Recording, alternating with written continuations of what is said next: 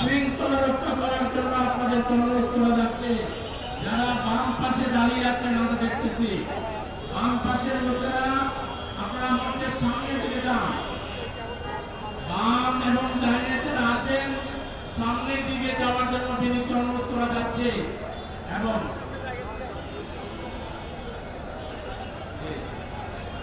আর এই ট্রাকটাতে সাধারণ বাইরা যারা উঠছেন তারা নেমে যাবেন, শুধু মিডিয়ার বাইরা থাকবেন।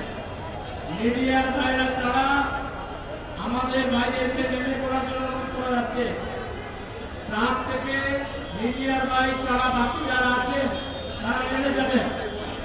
সংগ্রামী বাইরে আমার, আলহামদুলিল্লাহ দীর্ঘ 14 বছর কারা নির্যাতনের পর আমাদের প্রিয় নেতা জননেতা এটিএম আজহারুল ইসলাম, বাংলাদেশের কোটি কোটি মানুষের প্রিয় নেতা, বিশ্ব ইসলামী আন্দোলনের অন্যতম পুরোধা এটিএম আজহারুল ইসলাম অল্প কিছুক্ষণের মধ্যে আমাদের মাঝে এসে পৌঁছবেন। আলহামদুলিল্লাহ আপনারা মেহরবানি করে শৃঙ্খলার জন্য বাম পাশে যারা আছেন মঞ্চের যথেষ্ট ভাইরা মঞ্চের পিছনে আছেন, বাম পাশে ডান পাশে মঞ্চের পিছনের বাইরেকে সামনে যাওয়ার জন্য অনুরোধ করা যাচ্ছে।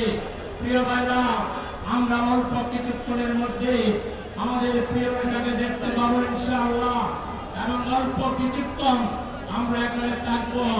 এদেশের জনগণের কোনো কষ্ট হোক জামাত ইসলামী এটা চায় না।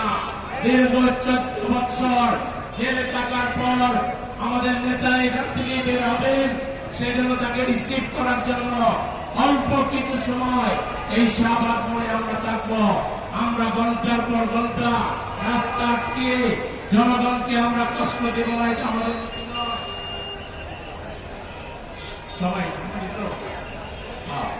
ট্রাকে আমাদের সাংবাদিক বন্ধুরা ছাড়া আর যারা আছেন তারা একজনই নেমে পড়ুন।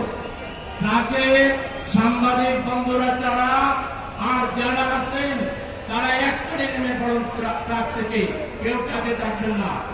সংগ্রামী ভাইরা আমার, যারা এখনো পিছন দিকে আমরা দেখছি দাঁড়িয়ে আছেন, আপনারা মেহরবানি করে আমাদের কথা শুনছেন, আপনারা একটু সামনের দিকে চলে যাবেন।